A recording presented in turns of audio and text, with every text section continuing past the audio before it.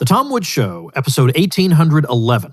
Prepare to set fire to the index card of allowable opinion. Your daily dose of liberty education starts here. The Tom Woods Show. Hi, everybody. Tom Woods here. Well, we had Anthony Samaroff week last week, and I think people enjoyed that. But you may have wondered, with all the news going on, all the events taking place in Washington, why I didn't have an episode commenting on all that. Well, the answer is I was on vacation last week. I picked quite a week to be on vacation. I was in the U.S. Virgin Islands, particularly on the island of St. John, which has a population below 5,000. And that was just what the doctor ordered. What a wonderful place. I just can't say enough about it. I had thought about going there, and then our friend Tom DiLorenzo said it's one of his favorite places in the world, so I was sold, and what a wonderful time. So I had already recorded Anthony Samaroff week before leaving, and now I'm back, and we can talk about what's going on in the world. So we're going to start doing that this week. I have a few episodes coming up later in the week where I want to get into some of the details. We're going to have Michael Rechtenwald back on the program. I've got my old friend Chris Ferrara. We're going to be talking about generally the state of the world, but in particular, the ongoing craziness of the COVID regime. And then I want to get somebody on to talk about the Trump legacy and what all this means, what January 6th means with regard to that. So we are going to get to all that stuff this week. What we're doing today is reproducing an episode I appeared on of the Human Action podcast, hosted by Jeff Deist of the Mises Institute.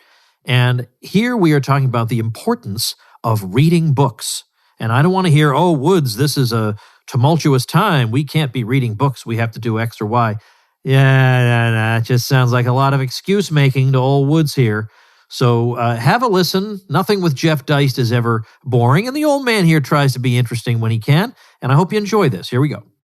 Well, I ran across a great quote today, Tom, by Ray Bradbury, the sci-fi writer. I love him. He said, you don't have to get people to burn books to destroy culture, just get people to stop reading them.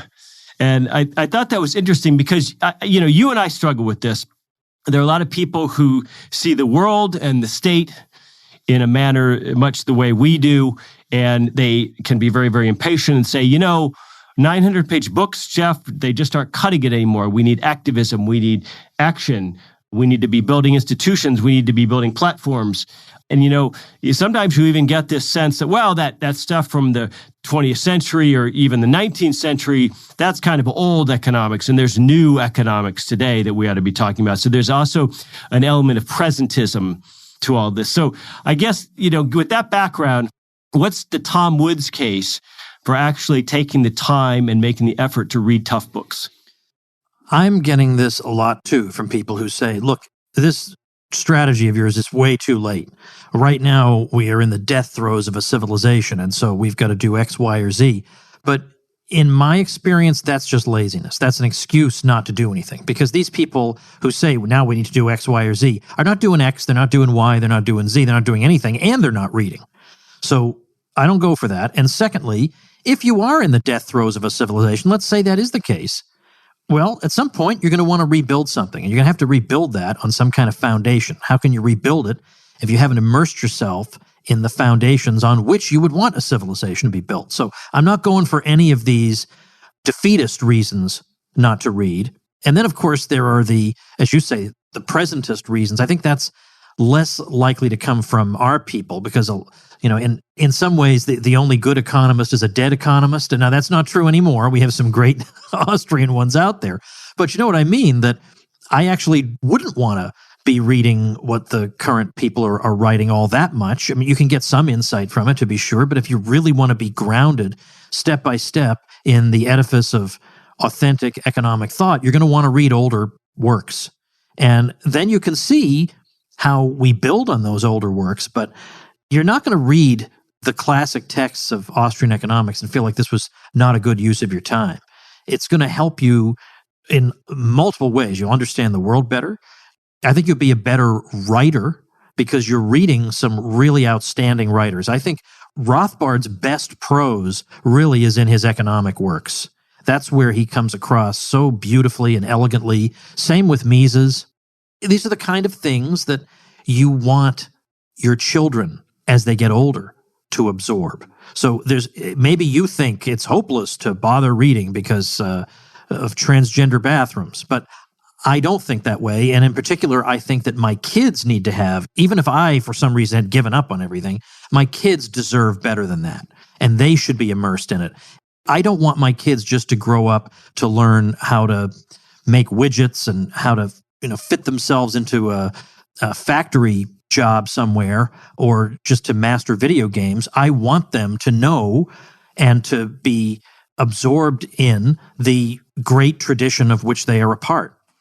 Well, the other thing, Tom, is throughout the last year, but also we've been doing this show a couple of years now, is we always find examples in every book where the author was particularly prescient. We always find things that absolutely apply in spades to what's going on today, whether we're talking about interest rates, whether we're talking about socialism, whether we're talking about market failure, monopoly, or anything else. So that was always really the goal of the show, is to tie these books into the real world and also to bring them to life to an extent. In other words, some people who listen to the show probably won't read the book, so the show itself will serve as the cliff notes of a sort for the book. But more importantly, to just say, if you pause for a minute, you only have so much time, you only have so much energy, you have a job, you might have a family, you might have a mortgage, you might have school, you might have all kinds of things in your life. Life is about trade-offs. And in terms of your spare time and what you're reading, you can read pop stuff, you can read garbage stuff. It's kind of like eating Doritos. Or you can read tougher stuff that's kind of like eating your broccoli and going to the gym, but when you're done, you feel better. So, it's hard to, I guess, argue that people ought to spend their spare time doing heavy intellectual lifting. It's not the easiest sell. I get that. So you can get around that in a number of ways. For one thing, not every item you need to read has to be the heaviest thing we have to offer. You don't have to read dense, heavy philosophical treatises all the time. You can intersperse that with some of the, let's say, the collections of short pieces by Rothbard that are going to teach you an awful lot and are going to point back to some of the larger texts, but that are also very entertaining and enjoyable to read. Bob Murphy is an example of somebody who's a more recent thinker, who's written a great many books that are very accessible, that are not going to twist your brain into a pretzel and that are pleasurable to read. And, there's always old Woods here who tries to make books that make the books into something that you learn from and there isn't any fluff in. You're really learning something on every page, but where you do feel nevertheless entertained, like the prose is punchy and keeps your attention. So I think we have ways to balance all this so that even that can't be an excuse. Well, this argument you need to build your own institutions, I think we have done that to an extent. I mean, you have your Liberty Classroom.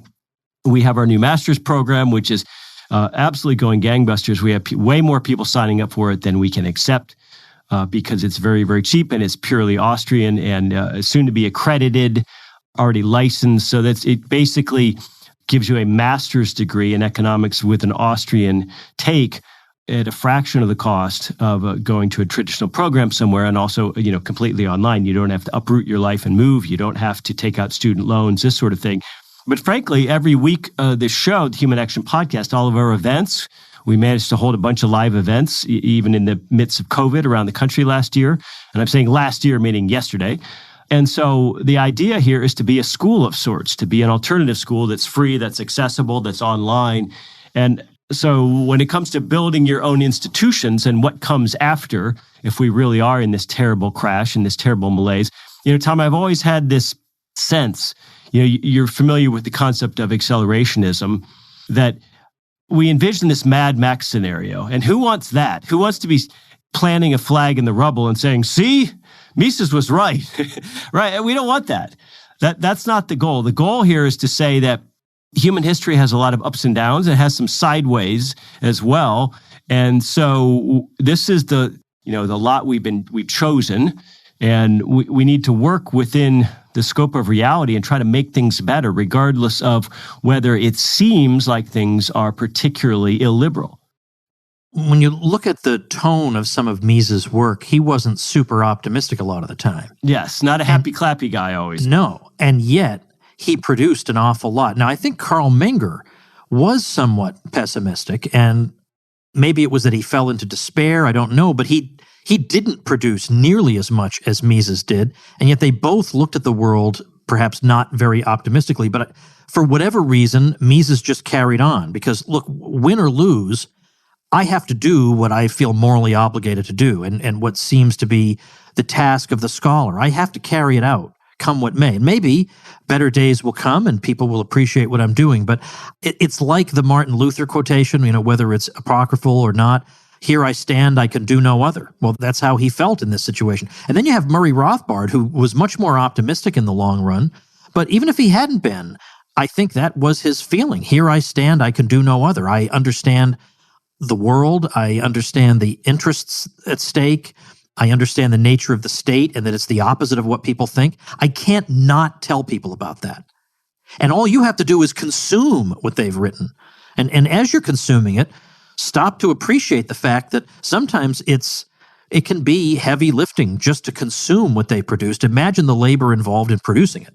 Well, we also have to imagine that there are benefits to generations beyond our own lifetimes, right? We all benefit from writings of and knowledge of scholars, dozens or hundreds of years ago, in some cases even thousands of years ago, and they produce something of lasting value for society. We're not year zero people. We actually believe in benefiting from the sum total of human knowledge. We're all standing on the shoulders of our ancestors, despite this crazed blank slate thinking. And so when it comes to building something beyond your own lifetime, I think that gives you a particular form of comfort. It helps you to feel like you're building something. People built cathedrals over a period of many, many hundreds of years, and somehow they stayed true to that original vision and managed to find the funding and managed to maintain the architectural plans and all this and that. And so they built something that's lasting. And so we have this presentist outlook where we imagine everything is new today and the old modes don't apply. And Tom, that isn't really true. The only thing that's new, that's constantly new, is technology. What is not new is some sort of new economics or new human nature or new way of organizing society between markets and the state. That's what I don't like in libertarian thought, which is hubris and the idea that we are sort of raising the past and building something brand new. Yes, indeed. And this is, I think, why there are, let's say, parts of the libertarian world that don't place as much emphasis on the old texts on which our tradition is based, and frankly on reading, especially on reading these older texts and honoring these people who gave them to us. And yeah, that's a problem. Now, on the other hand, there are occasionally times in history when something genuinely new is produced. So the marginal revolution in the 1870s, that really was something new under the sun in understanding economics. But they didn't chuck the entire inheritance of classical economics, and they didn't say there's absolutely nothing of value in any of this anymore. I mean, for example, Rothbard goes back and even 500 years to find pre-Austrian insights in the works of the late scholastics. So yes, occasionally there are innovations, but the innovations are usually building upon an existing structure, or they're answering questions that were posed by a previous structure. And so in order to get the full picture of what's going on, you have to understand what came before it. And I think it's not a coincidence that the Austrians are among, let's say, the biggest supporters of the study of the history of economic thought, who still remain. The history of economic thought in the discipline within the field of economics is viewed as a kind of a weird curiosity these days. Like, why would somebody want to study something like that? It used to be taken for granted that you would study that. It's not a surprise to me that the Austrians do that, partly because, as Rothbard said, it is possible that some great insights do get lost. The value theory of the classical economists was, represented a loss of knowledge in some ways when you look at what the late scholastics were saying. So we want to go and pick out what were the insights that got lost, because we don't have a Whig theory of history whereby everybody absorbs all of what is best in the predecessor and then continues on to the future. Not necessarily so. And so sometimes we want to go back and dig out what was lost in the past. But I guess for me, I just think about my own intellectual journey and the pure, I realize how nerdy this sounds, believe me, but once you're out of high school, you can be as much of a nerd as you want. Nobody's going to bother you about it anymore. You're not going to get made fun of or beat up or whatever. And I proudly say that I took immense intellectual pleasure from reading the works that were assigned to me at the Mises University program. Before you would attend the Mises University summer program, this was 1993, the first time I went, you should read certain texts. And then there were some recommended readings as well. Now, there was not really much of an internet in those days. So for me to track down some of these scholarly articles, not the stuff that you guys sent me in the mail, but the scholarly pieces, I had to go to an academic library and dig them out, and I dug them all out. And I found every article I could find, and I felt like with each one, I was being initiated into some secret teaching that had somehow been kept from the rest of my peers. And I just can't imagine not wanting to have that experience, because once you start having it, once you start heading down that path, you just can't stop.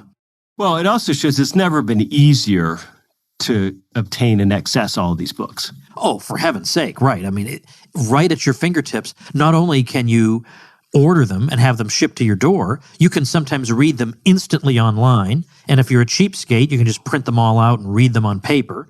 And a lot of times you can have them read to you because there are audio versions. And of course, at the Mises Institute, a lot of people, particularly Floyd Lilly, have gone to a lot of trouble to record these books. Man, Economy, and State and Human Action are available in audio format. That's amazing. These entire works can be listened to. So at this point, yeah, there really isn't much of an excuse. It's incredible how readily these resources are at your fingertips. Not to mention you can find courses, you can find discussion groups of people who want to talk about this stuff. So it's never been easier to learn and master it. Well, Tom, indulge me for a second, but I want to refresh the audience's memory. People who have stuck with the podcast over just the past year, just the past 12 months, I want to just quickly review what we've learned. I mean, Menger's Principles, which wasn't translated into English for almost 80 years. We went through Menger's Principles with Joe Salerno. We went through Mises' Theory of Money and Credit with Jeff Herbner up at Grove City, who's probably our best pure time preference theory of interest guy. We went through Socialism with Sean Rittenauer, also up at Grove City. Really delved into some of the lesser discussed parts of that book. And that, talk about prescient, that book basically predicted today's political correctness movement. We went through the second volume of the 3-volume Bomberwerk Capital and Interest treatise, again with Jeff Herbner. So we learned all about interest in that. We went through Liberalism from the 1920s, Mises' book on political theory and self-determination and secession with Ryan McMakin. We went through The Ultimate Foundation of Economic Science, which is his longest treatment of method and praxeology. We went through that with Joe Salerno. Bureaucracy, the great 1944 book based on his experience with German officialdom. Bill Anderson, we went through The Anti-Capitalistic Mentality. We went through Omnipotent Government.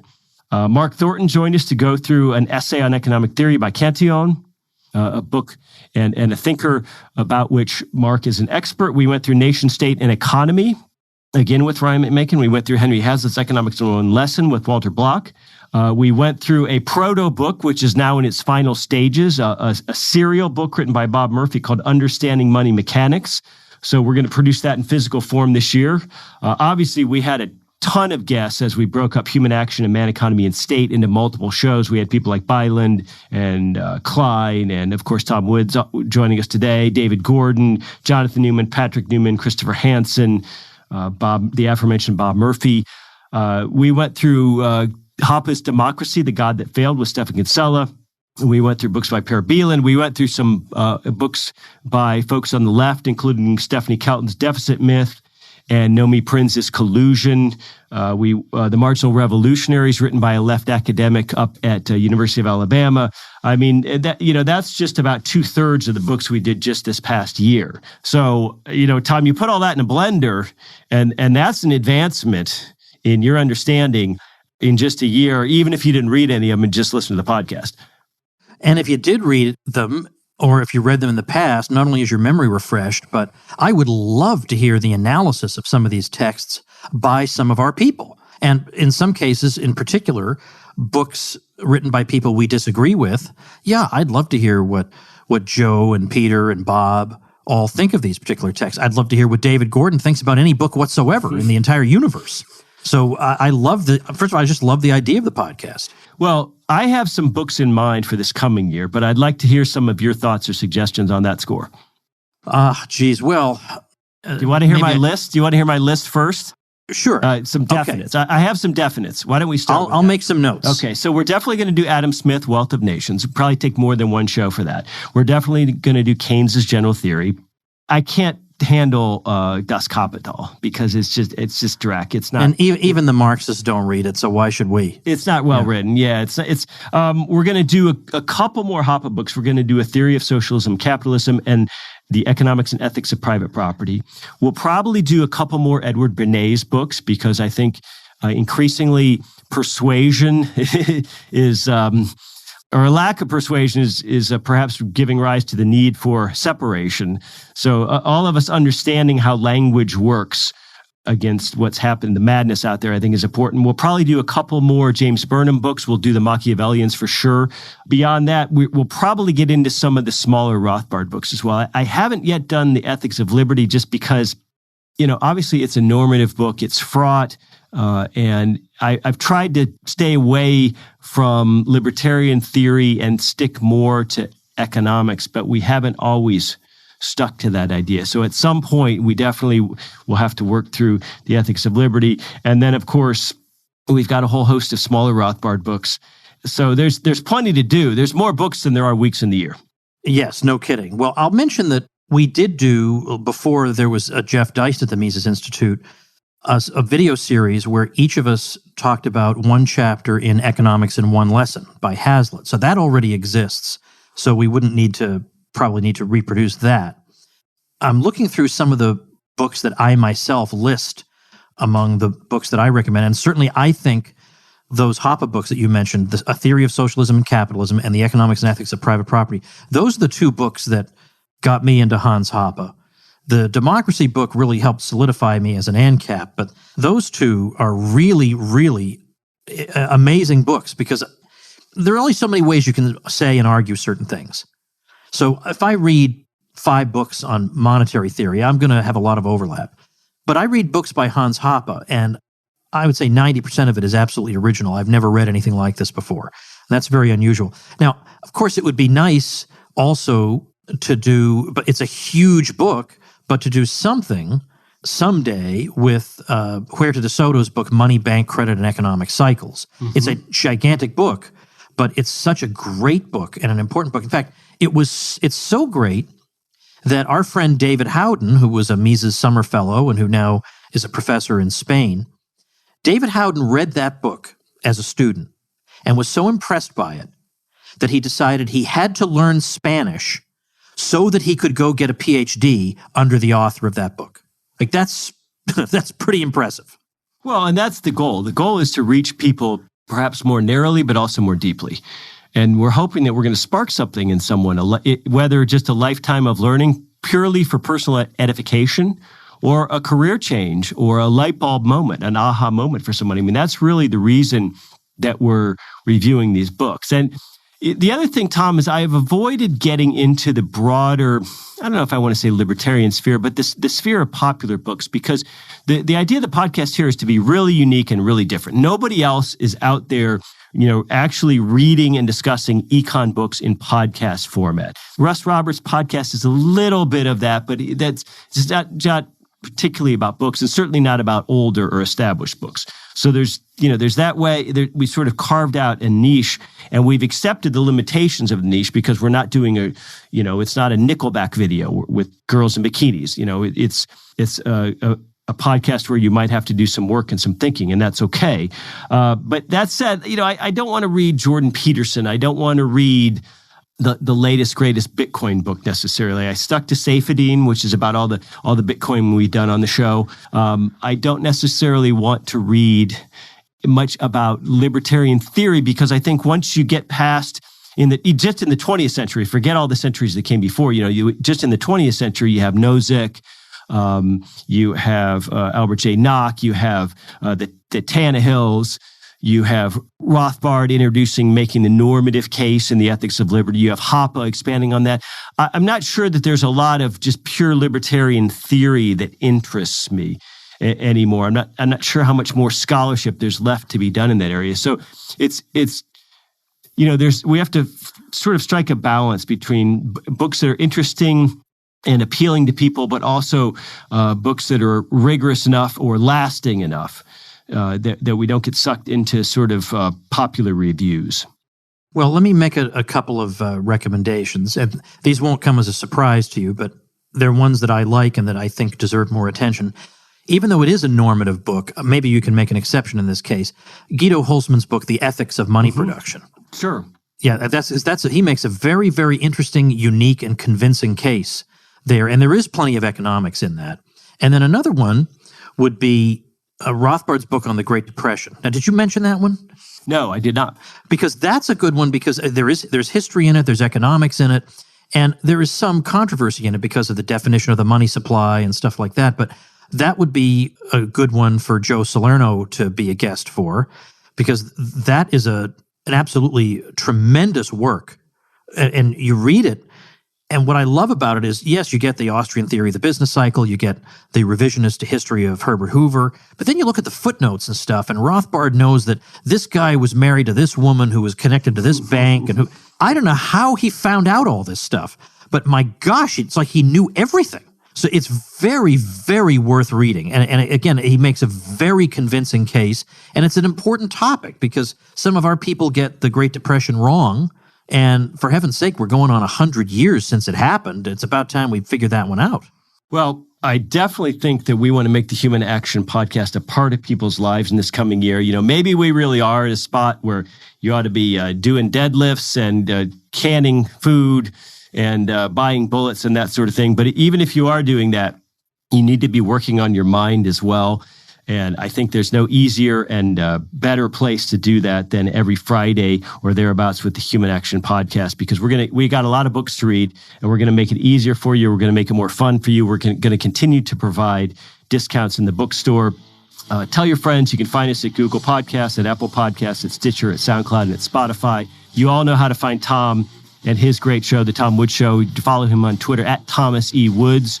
And we look forward to having him join us at least once or twice to cover a couple of books, maybe even one he wrote in the coming year. So, Tom, with all that said, I want to wish you and yours a very happy new year, and the same to our listeners. Thank you, Jeff. Same to you. All right, folks, before we go, let me point out that as I'm recording this, I'm seeing over on Twitter a post by Ron Paul saying that, and with screenshots, over on Facebook, they have prevented him from administering his page temporarily because of repeated violations of community standards, not one of which they've pointed out to him in the past, and he has no idea what the problem is, but he's not allowed to add any posts to his page. So it's just crazy what's been going on with social media. So remember, the private Facebook group I have for supporters of this show, the Tom Woods Show Elite, is no longer on Facebook. Now, let me just be completely accurate. It is on Facebook for those of you who have been members. You can use it as an archive if you want to go back and look at old posts. I want to keep it up there as a reference, but no more posting in there. We've moved the group over to MeWe, and so far, so good. So if you want to join our wonderful band of intelligent, sensible people who won't accuse you of being a grandma killer, well, the idea that it's on Facebook and therefore you can't join it, that's gone, because we're on MeWe now, which seems to be the correct path forward. Now, Michael Rechtenwald, whom we'll have on this week, his view is that, yeah, you should go onto platforms like MeWe, but if you have a beachhead in the heart of the beast on Facebook and Twitter, you might as well keep it. Just, you can reach some people that way, and it's better to reach some people than not. And, don't give them money, but, use their free platform. If you can get the message out, you might as well. But as for my private group, that is moved over to MeWe. So if you would like to be part of that, and believe me, you would. If you enjoy the Tom Woods Show and you're not part of that group, it's like Hamlet without the prince. So check it out at supportinglisteners.com, and I'll see you tomorrow. Become a smarter libertarian in just 30 minutes a day. Visit tomwoods.com to subscribe to the show for free, and we'll see you next time. Like the sound of The Tom Woods Show? My audio production is provided by Podsworth Media. Check them out at podsworth.com.